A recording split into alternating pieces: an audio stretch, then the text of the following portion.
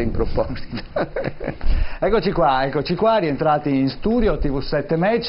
Nel break pubblicitario abbiamo fatto un avvicendamento degli ospiti. Questa seconda parte della trasmissione la dedichiamo alla questione degli armamenti nucleari, di quello che sta succedendo, e parleremo appunto di esplosioni atomiche, di qual è la situazione attualmente. Come sempre però noi abbiamo anche per questa seconda parte la ricorrenza storica che vogliamo come dire, ricordare a voi telespettatori a casa e anche ai nostri ospiti in studio. Poi ne parleremo assieme, anche perché c'è un collegamento con quello che è il nostro tema. Allora, intanto la sigla di Memorandum.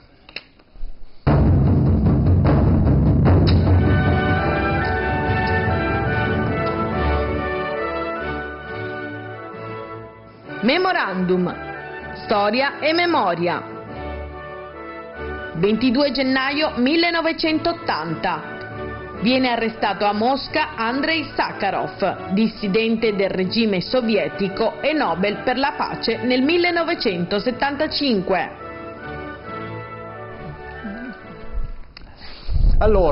Allora, parliamo di questo arresto, l'arresto di Andrei Sakharov. Siamo nel 1980, dissidente politico appunto del regime sovietico, poi gli verrà assegnato invece gli viene assegnato anche il premio Nobel. Ma allora sentiamo in questo breve filmato, in questo breve servizio, quello che è successo.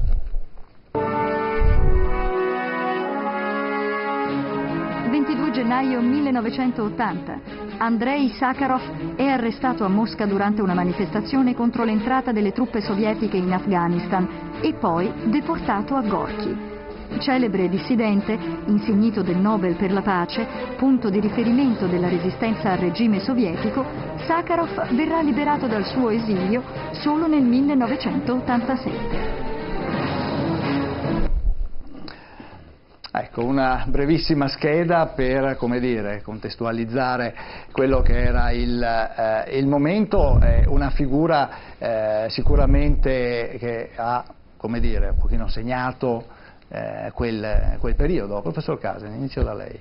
Sì, sicuramente, ma si conosce per il premio Nobel, non si conosce per le altre cose che ha fatto. Era un grande scienziato, conosceva perfettamente tutta la scienza atomica, l'aveva approfondita al punto tale che ha costruito la bomba atomica più grande mai costruita al mondo. E quindi poi naturalmente dopo la sua esplosione evidentemente prese consapevolezza di quello che aveva fatto e il suo rimorso lo portò a un'opposizione accanita nei confronti del regime. Ormai Stalin se n'era andato, questo tipo di opposizione era ancora possibile e quindi praticamente lo conosciamo perché poi gli fu dato il premio Nobel, che lui non andò a ritirare perché diversamente non poteva farlo. Certo, bene, allora presentiamo anche gli ospiti che ci accompagnano fino alla fine della nostra questa puntata di TV7 Match per quanto riguarda l'aspetto appunto degli armamenti nucleari. Inizio dalla mia sinistra il professor Ivano Spano. Buonasera professor Spano. Buonasera a lei. Segretario generale dell'Università Internazionale per la Pace delle Nazioni Unite. Buonasera, grazie di essere qua. Al suo fianco abbiamo il professor Alessandro Pascolini. Buonasera professore, anche a lei. Docente di fisica teorica, è corretto? Io sono studioso senior dell'Università di Padova, che significa che sono in pensione da alcuni anni. Ho insegnato fisica teorica e poi un corso di scienza per la pace per la laurea magistrale in diritti umani all'università. Certo, e poi abbiamo il professor Marco Mascia, che lei è direttore del Centro dei diritti umani all'Università di Padova. Buonasera. Buonasera anche lei. Allora, io vorrei coinvolgervi anche un pochino, magari in una battuta veloce, sulla figura di Andrei Sacharov. Inizierei da lei, professor Mascia, perché quella dei dissidenti, una figura importante, diciamo, quella che sono stati i dissidenti nell'Unione Sovietica.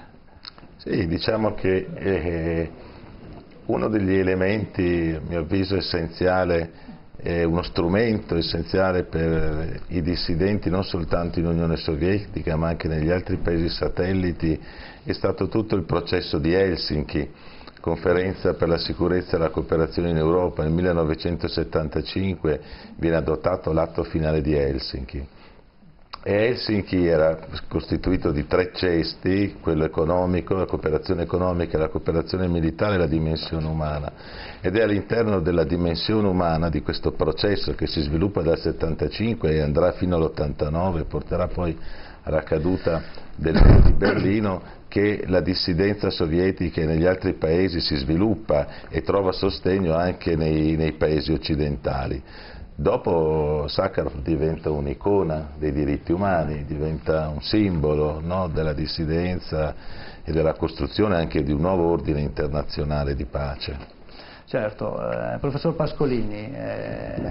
Andrei Sacharov poi viene ricordato per la bomba Tsar, però in realtà lui è stato essenziale nello sviluppo delle armi nucleari, perché lui nel 1953 è riuscito a realizzare la bomba termonucleare russa. Quindi diciamo, questo dal punto di vista dello sviluppo delle armi nucleari, questo è il suo contributo fondamentale. In realtà in alcune cose addirittura ha preceduto gli americani nella realizzazione della bomba termonucleare, ma certamente bombe termonucleari si basano sul suo disegno, sui suoi progetti. Dopodiché la grande bomba aveva solo motivazioni politiche, serviva a Khrushchev per far sentire un grande botto, ma insomma l'importanza di Sacharov per l'evoluzione delle armi nucleari sta appunto nel 1953, quando è riuscito a realizzare una bomba termonucleare. Certo, professor Spano. Beh, penso che i colleghi abbiano già detto abbastanza di questa figura. E visto che si parla anche di memoria, diciamo che è un periodo, direi, di grandi turbamenti e trasformazioni, dopo anche quello che ci ha riguardato, il 68, l'autunno caldo. Gli anni 80 sono anche anni, direi, dove si tranquillizza un po' una realtà, ma altre dimensioni si stanno perdendo. Di lì a poco l'Unione Sovietica prenderà uno scossone storico importante, quindi ci sta questo evento nella storia recente di questa Certo, beh, noi l'abbiamo detto all'inizio della trasmissione, il secolo scorso, il 1900, è stato l'anno, scusatemi, il secolo di genocidi veramente inimmaginabili, ma è stato anche il secolo appunto della corsa e della proliferazione delle armi nucleari. Certamente, e questo la dice lunga a mio avviso, perché proprio questi anni, gli anni 80, a dispetto di quello che era successo prima, dai movimenti studenteschi a quelli operai e anche un po' sindacali, dobbiamo dirlo, c'è stato si potrebbe dire, un depauperamento, un impoverimento costante della dimensione dell'esperienza culturale. A mio avviso sono stati anni bui, quelli degli anni 80, dove questa perdita di memoria, direi, si è presentata come un evento socialmente collettivo, un ritorno al privato, un ego riferimento, una società che sta perdendo i legami sociali. Siamo in un brutto momento per la storia collettiva e anche del nostro paese. Non a caso un certo Andreatta Beniamino vende ai privati la Banca d'Italia. Voglio dire, ci sono degli scossoni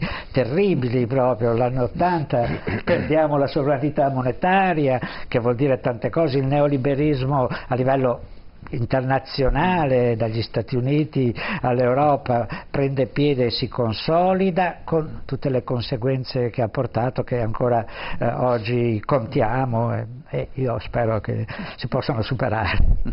Certo. Allora, il professor Pascolini ha accennato alla bomba Tsar. Allora sentiamo in questo servizio come è nata, come si è sviluppata e di che cosa si è trattato. Nel luglio del 61 Kennedy ha deciso di mettere in stato di allerta metà dei bombardieri di stanza in Europa. È stata questa la decisione che più ha spaventato Khrushchev. Khrushchev ha chiamato i suoi e gli ha detto: mostriamo agli americani di cosa siamo capaci. Khrushchev vuole una bomba enorme, la più potente mai costruita. Lo scienziato convocato da Khrushchev è Andrei Sakharov, che da 10 anni è il cervello dietro al programma nucleare sovietico. Sakharov ha 3 mesi per produrre il più grande ordigno esplosivo di ogni tempo, soprannominato la bomba Tsar. Sakharov ha avuto ordini precisi e ha i giorni contati. Ma mentre la bomba sta per essere completata, insiste per effettuare un cambiamento vitale. Spaventato dal fallout potenzialmente disastroso, Sakharov limita la potenza a 50 megatoni. Anche se le bombe precedenti sono state testate in Kazakhstan, nell'Asia centrale, la bomba Tsar esploderà sulla remota isola artica di Novaya Zemlya. La bomba Tsar, del peso di 27 tonnellate, è dotata di un paracadute e sarà sganciata da una quota di 12.000 metri. L'ordigno precipiterà per 8.000 metri prima di detonare. Questo, si spera, darà tempo all'equipaggio di sfuggire alla devastante esplosione.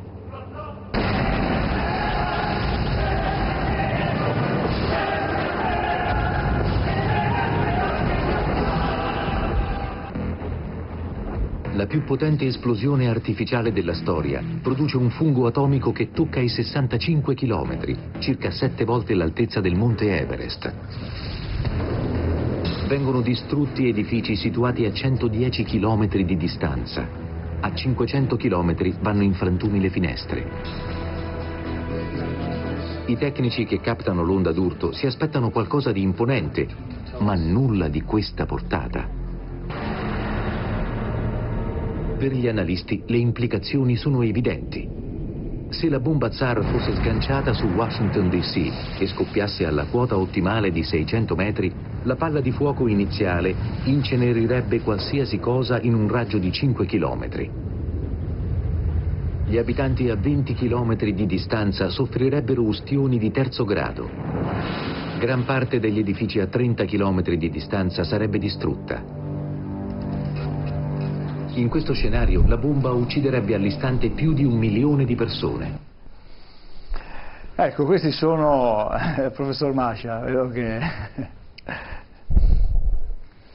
Insomma, sono ordigni soprattutto, allora adesso dopo chiederemo al professor Pascolini più nel dettaglio, ma che fanno pensare a chi sono in mano, da chi sono gestiti anche, no? E di quello che è il rischio che... diciamo, certo, che si corre, no? Certo, la corsa agli armamenti è il problema che il nostro pianeta, diciamo, il momento in cui avviene la costruzione di questa bomba, quindi siamo in piena epoca bipolare, quindi c'è un forte confronto ideologico e militare tra Stati Uniti e Unione Sovietica. Sono anche gli anni in cui, diciamo così, le Nazioni Unite non riescono, no? Sono bloccate dai veti incrociati delle grandi potenze e quindi non riescono a portare avanti la strategia di disarmo che avrebbe dovuto iniziare con la nascita delle Nazioni Unite, con la firma della Carta di San Francisco all'indomani del secondo conflitto mondiale, no?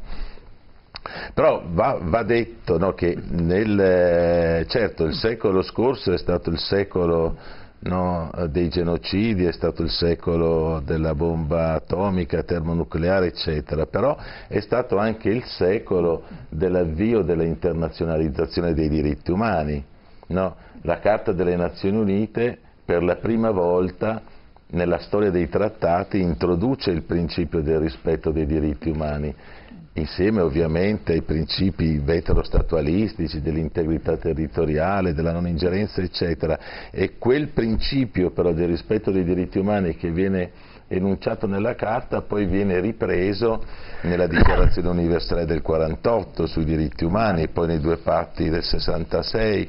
Quindi è un momento in cui, no, va avanti la corsa agli armamenti, no, che serve per tenere in funzione il sistema della deterrenza, però allo stesso tempo, no, sottoterra matura questo nuovo diritto internazionale dei diritti umani che poi, insomma, darà dei frutti che forse poi riprenderemo durante il nostro dibattito. Certo. Professor Pascolini, allora abbiamo sentito un po' una descrizione di questo insomma, di una capacità che veramente... Ma per certi aspetti la bomba zar è banale, perché dal punto di vista ingegneristico non presentava, dal punto di vista scientifico non c'era nulla di nuovo, dal punto di vista ingegneristico il problema era soprattutto quello di riuscire a farla trasportare dall'aereo. Il motivo era chiaramente un'arma non militare, lo scopo politico in realtà è stata fatta detonare durante uno dei congressi del Partito Comunista sovietico e serviva a Khrushchev per rendere più forte la sua posizione all'interno del Partito Comunista stesso. Tanto è vero che forse era più destinata al congresso del Partito Comunista e ai suoi concorrenti che agli americani, in quanto quello che era preoccupante invece erano le bombe militarmente significative, operative, che erano comunque sui 15 megaton, comunque una potenza spaventosa, anche perché gli effetti di un'esplosione nucleare non crescono linearmente con la potenza, ma per certi aspetti bombe piccole possono creare maggiori danni in proporzione di quelle molto grandi. Il problema degli anni 80 è che in quel decennio si passa da un numero totale di bombe che era da circa 20.000, si passa a oltre 70.000. Quindi queste bombe erano bombe operative, non erano bombe solo simboliche.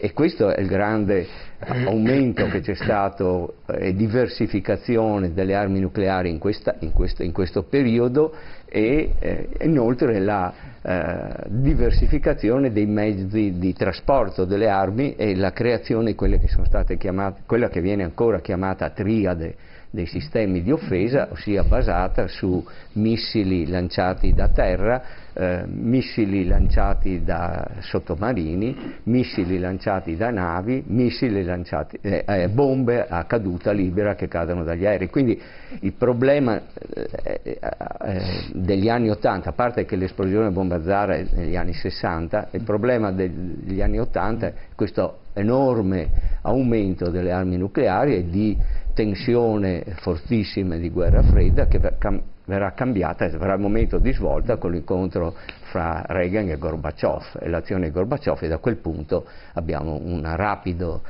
diminuzione delle armi nucleari, l'eliminazione delle armi nucleari in Europa. Questo è stato grande merito di Gorbaciov soprattutto, ma anche di Reagan, il trattato per l'eliminazione delle armi nucleari a gettata intermedia e il cambiamento, quindi il lancio di una fase di rapida eliminazione di armi nucleari che è andata avanti fino a pochi anni fa. Certo. Professor Casen.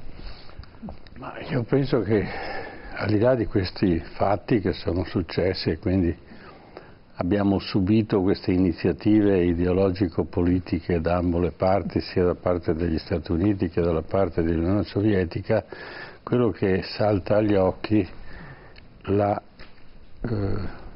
totale ignoranza di chi usava queste cose.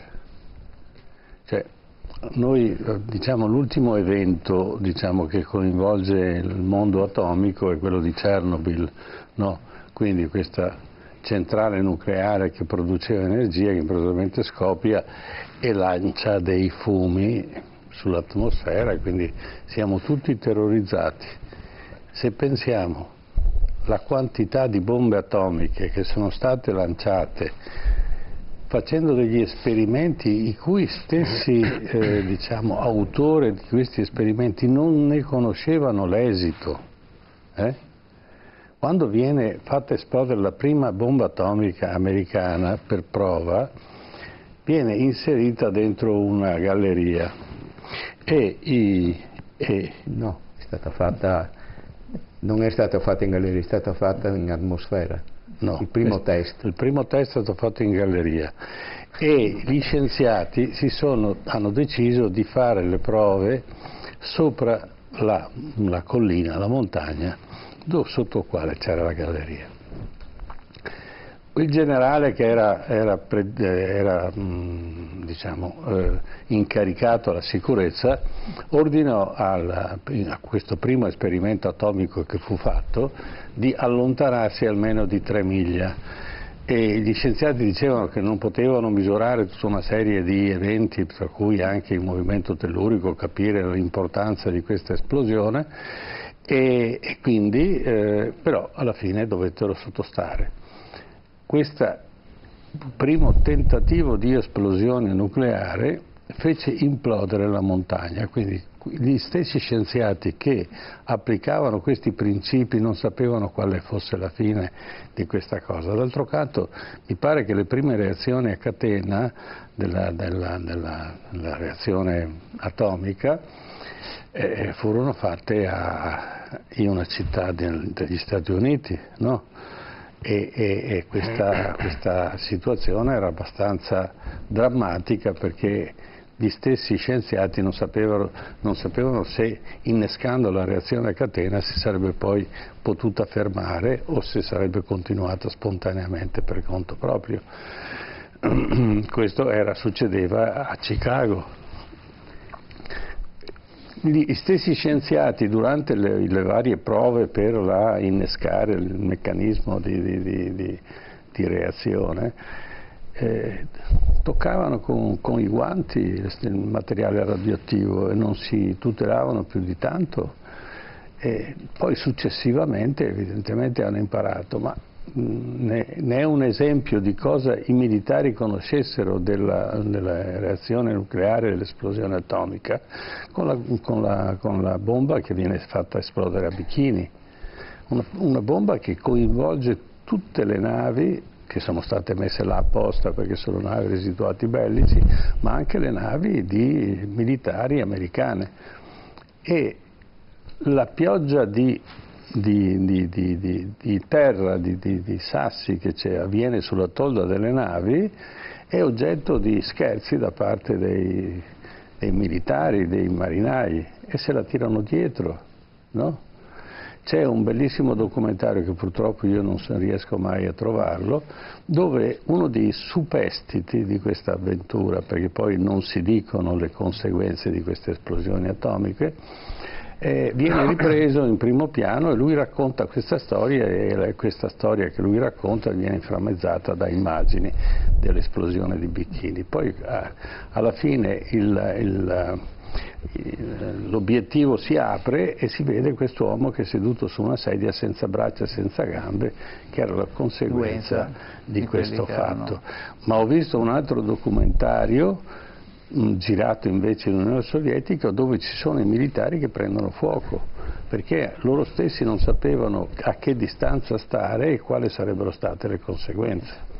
Certo, abbiamo in collegamento telefonico il professor Antonio Varsori, che è un geopolitologo, docente di storia delle relazioni internazionali all'Università di Padova. Buonasera professore, ci sente? Buonasera, sì, vi sento. Buonasera, innanzitutto grazie della disponibilità.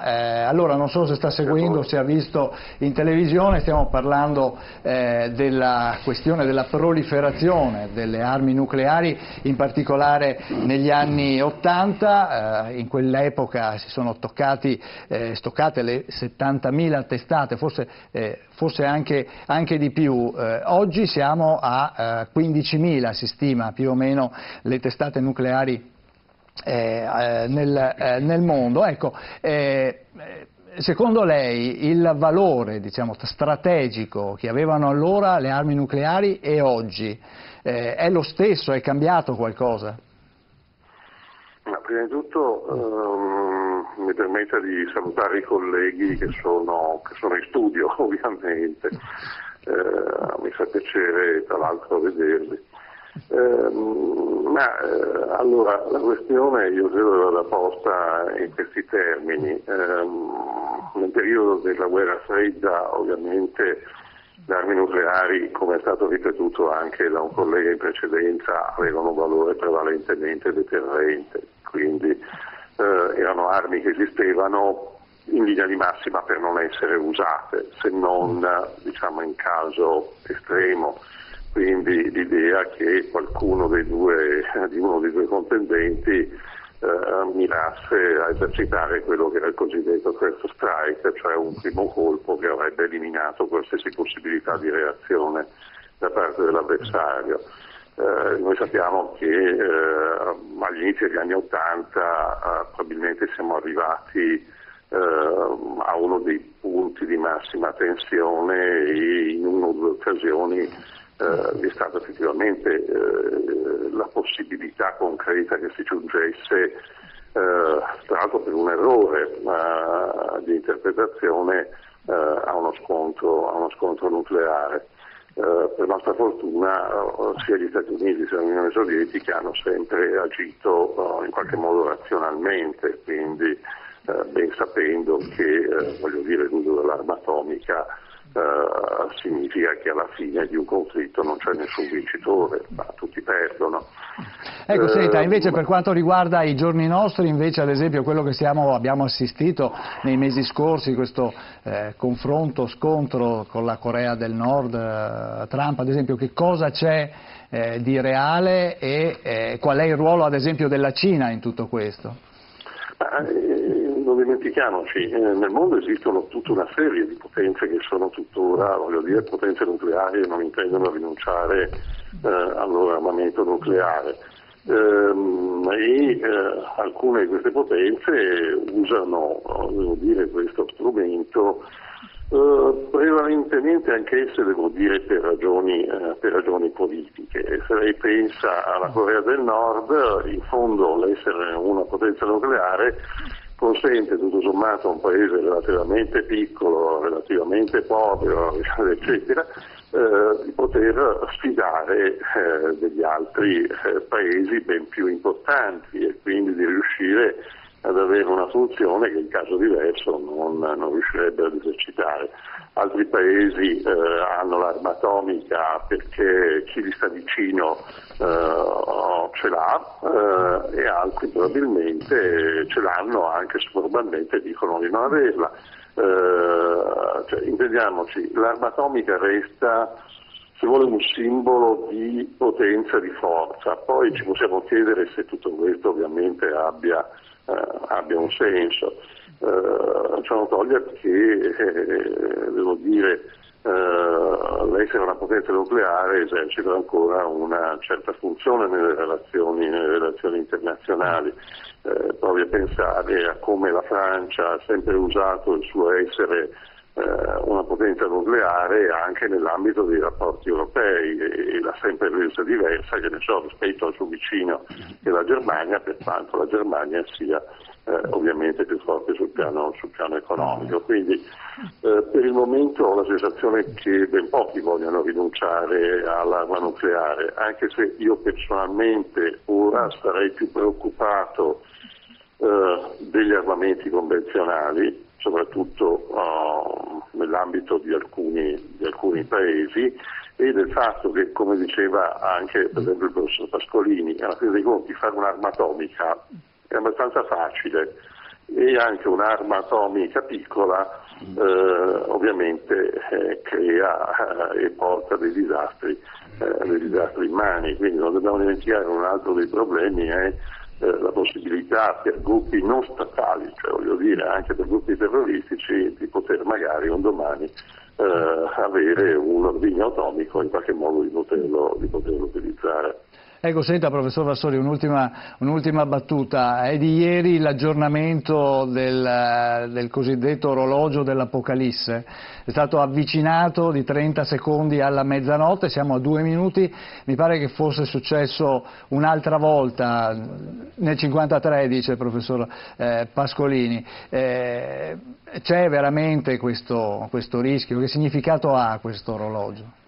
No, io su questo avrei, devo dire, qualche perplessità, quantomeno voglio dire chi detiene le armi nucleari da tempo, gli Stati Uniti, voglio dire la Russia, l'India, la Cina, sono paesi che al momento non hanno nessuna intenzione e nessuna ragione di utilizzare l'arma nucleare. Ci possiamo chiedere che cosa voglia fare la Corea del Nord, questo è vero, però mi chiedo quanto anche dietro l'azione della Corea del Nord non ci sia di propaganda sul piano interno, di tentativo appunto di avere un ruolo superiore al proprio peso reale. Al momento tutti fortunatamente tendono a esercitare la ragione, quindi certo. Come dicevo prima, l'arma atomica c'è per sostenere che la si può usare, ma fondamentalmente non usarla. Certo, professor Vassori, grazie di aver partecipato anche lei a TV7 Match, grazie della disponibilità. Allora, professor Spano, vedevo che voleva intervenire, cosa... Sì, volevo tentare di fare una riflessione che un po' viene prima di quello che su cui stiamo discutendo, anche se ovviamente è ciò che muove anche la mia riflessione. E questo fatto, a mio avviso, come dire, pone in essere una dimensione epocale completamente nuova e diversa. In qualche modo direi che con l'esplosione della prima bomba atomica è come se si fosse rovesciato il significato del Big Bang, cioè a dire quello che prima era solo energia, magari anche nella dimensione del creatore, no?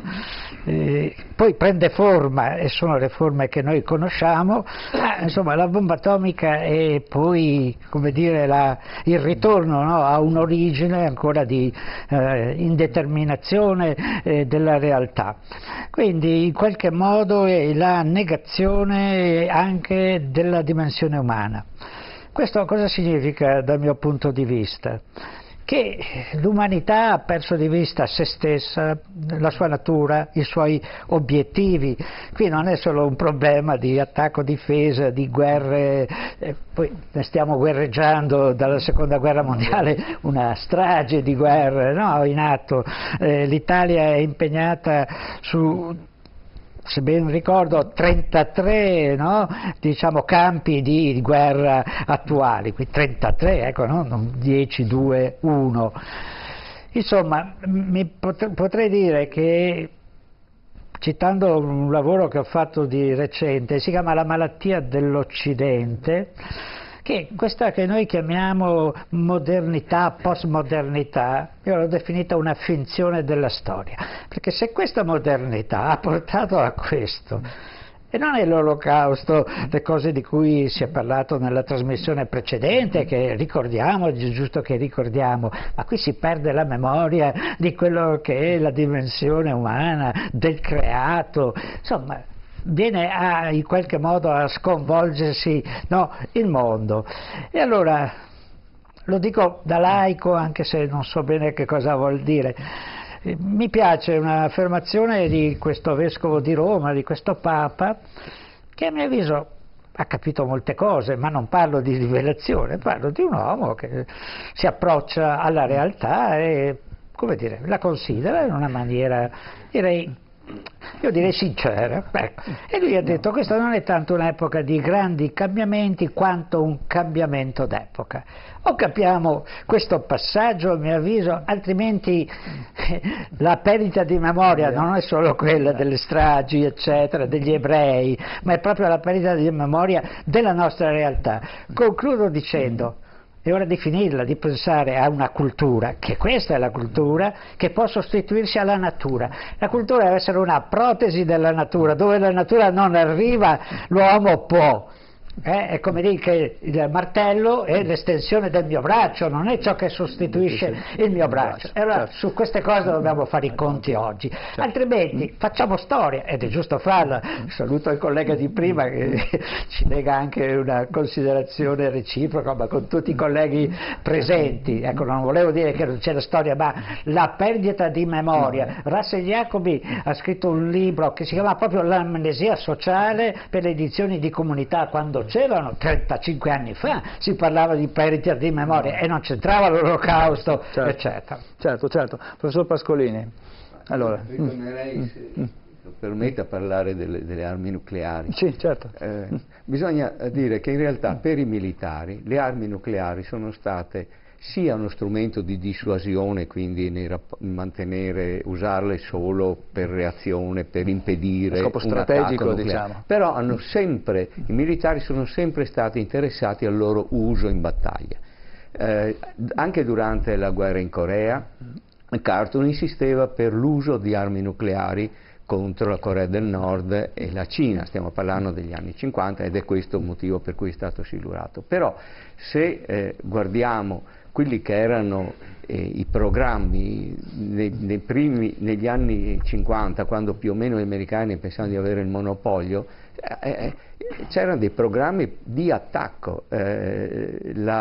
L'aeronautica americana proponeva di colpire l'Unione Sovietica in modo da impedire che sviluppasse l'arma nucleare. Dopodiché nel tempo sono state sviluppate armi nucleari addirittura portatili da una persona sola, sono state create mine atomiche, c'erano sistemi di lancio a bassissima distanza pronte per essere usate. Ma secondo lei c'è la coscienza in queste persone di che cosa si utilizza, di che cosa si fa? Questo è irrilevante. Un soldato come non conosce l'arma nucleare non sa neanche come, necessariamente non sa com'è un napalm, non sa cosa, non conosce le armi, mica deve saperle usare, mica sapere cosa c'è dietro. Quindi i militari erano nel loro campo istruiti su come veniva utilizzata l'arma che era messa a disposizione, erano preparati per farlo.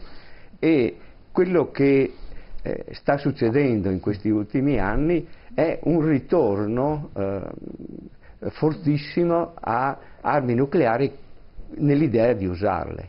Abbiamo armi nucleari in questi ultimi tempi sviluppate ad altissima precisione, che non hanno senso come armi per la deterrenza, perché la precisione non conta. Se tu devi distruggere, colpire una città,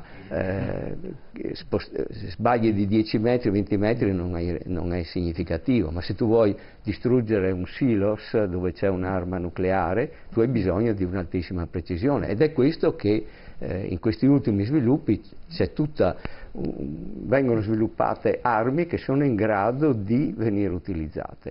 E questo lei non è d'accordo quindi con il professor Varsori? Io non sono completamente. Lui è più ottimista forse di me, anche perché ci sono certe situazioni, per esempio nel confronto India-Pakistan, in cui il Pakistan sta sviluppando questi sistemi a cortissimo raggio di azione e l'atteggiamento strategico del Pakistan è di reagire, essendo più debole dal punto di vista convenzionale, reagire con armi nucleari ad attacchi convenzionali dell'India. E quindi la situazione non è così consolidata, tranquilla come forse l'opinione pubblica non si rende conto, insomma. Però esaminando le varie situazioni uno vede che siamo in questa situazione. I nuovi programmi enormi di sviluppo tecnologico che tutti i paesi con armi nucleari stanno sviluppando vanno nella direzione di avere degli strumenti più facilmente utilizzabili sul campo di battaglia, per una varietà di missioni che non sono solo quelle di prevenire un attacco nucleare. Certo, bene, allora adesso dobbiamo andare in pubblicità, ma ritorniamo subito negli studi di TV7 Match, vedremo alcuni dei primi test, le immagini di alcuni dei primi test nucleari, vedremo anche quanti ne sono stati fatti e quindi quelle che sono le conseguenze anche per l'ambiente, no? Cioè diciamo, l'ambiente dove viviamo. Tra poco, dopo la pubblicità.